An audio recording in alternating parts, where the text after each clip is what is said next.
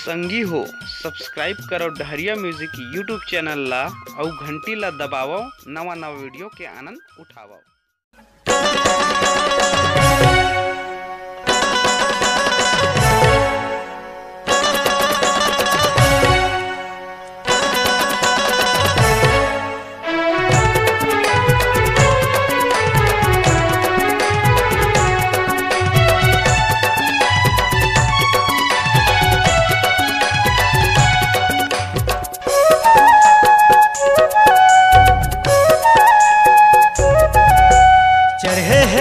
के जवानी संगी चढ़े है टूरी के जवानी संगी पोरा भूंजा थे छानी माँ टूरी दिखत है झकाना ना आगी लगावा थे पानी माँ टूरी दिखत है झकाना ना आगी लगावा थे पानी माँ।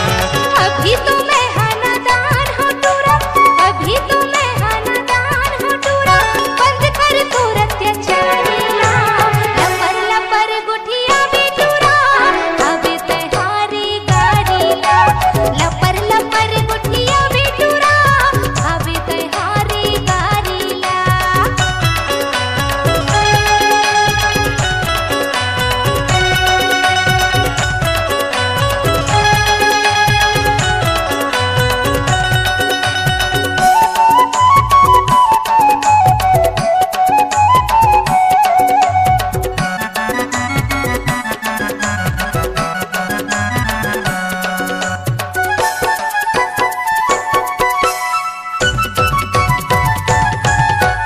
जबले तोला देखे रे टूरी हो गे लवेरिया बीमारी बिना पटाए तोला छोड़ाऊ नहीं खावा भले मारे गारी।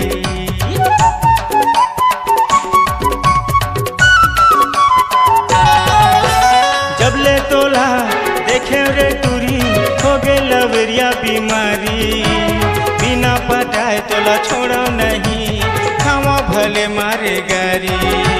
बन जाते तय रुखराई संगी बन जाते तय रुखराई संगी झूलते वो तोरे डाली माँ पूरी दिखत है झकाना ना आगी लगावा थे पानी माँ पूरी दिखत है झकाना ना आगी लगावा थे पानी माँ।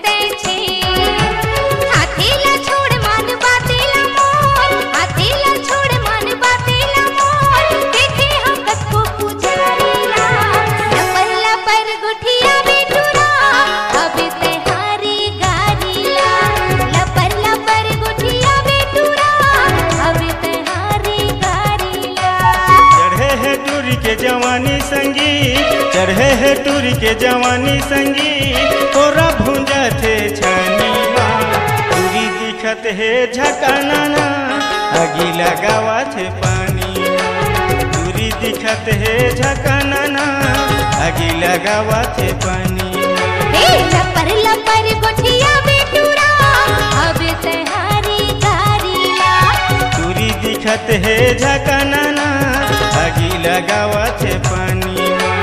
लपर लपर गोठिया बेटूरा अब तहारी गारीला। अगर कमाना चाहते हैं आप नाम, अपनी आवाज को देना चाहते हैं अंजाम, डिजिटल रिकॉर्डिंग के दुनिया में उभरता हुआ नाम Kanha recording studio Navagarh. Mobile number 982622 205887 और दूसरा मोबाइल नंबर है 8103047783।